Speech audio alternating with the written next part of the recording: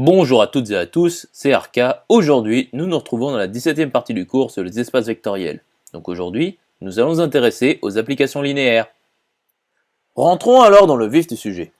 Donc soit f une fonction de e dans f. F est une application linéaire si et seulement si, pour tout uv de e carré, f de u plus v est égal à f de u plus f de v.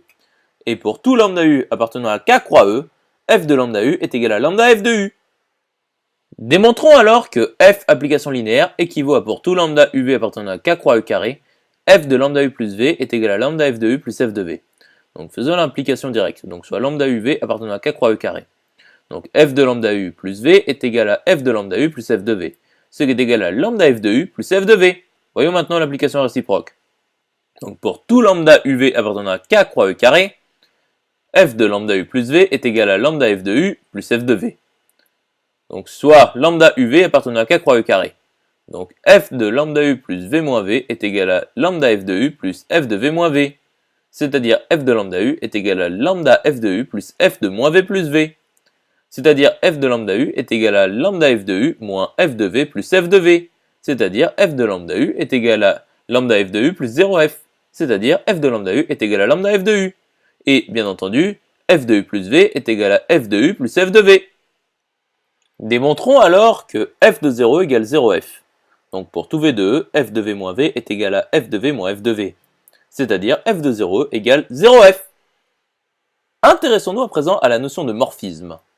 Donc nous pouvons définir une application linéaire par un morphisme d'espace vectoriel. Donc notons l'ensemble des morphismes d'espace vectoriel LEF, tout comme les morphismes de groupe ou tout autre morphisme. Démontrons alors que l'ensemble des fonctions de e dans f plus point est un k-espace vectoriel. Donc, la fonction qui est associée à x appartenant à e 0f appartient bien à l'ensemble des fonctions de e dans f. Donc, 0 f puissance e existe. Soit lambda fg appartenant à k croix f puissance e carré. Donc pour tout x de e, lambda f de x plus g de x est égal à lambda f plus g de x. Donc, lambda f plus g appartient à f puissance e.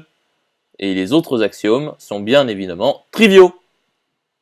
Par conséquent, démontrons que LEF plus point est un sous-espace vectoriel de f puissance e.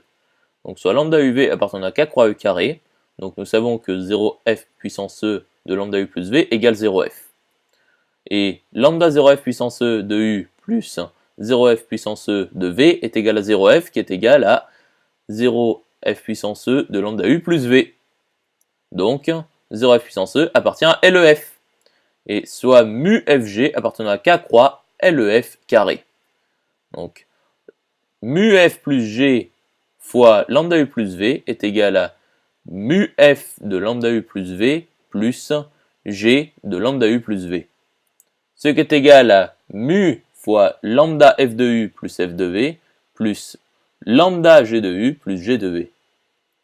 Ce qui est égal à mu lambda f de u plus mu f de v plus lambda g de u plus g de v. Ce qui est égal à lambda mu f de u plus g de u plus mu f de v plus g de v. Ce qui est égal à lambda fois mu f plus g de u plus mu f plus g de v. Donc, mu f plus g appartient à LEF. Donc, LEF plus point est bien un sous-espace vectoriel de l'ensemble des fonctions de e dans f. J'espère que cette vidéo vous aura plu et vous sera utile. Nous nous retrouvons dans la 18e partie.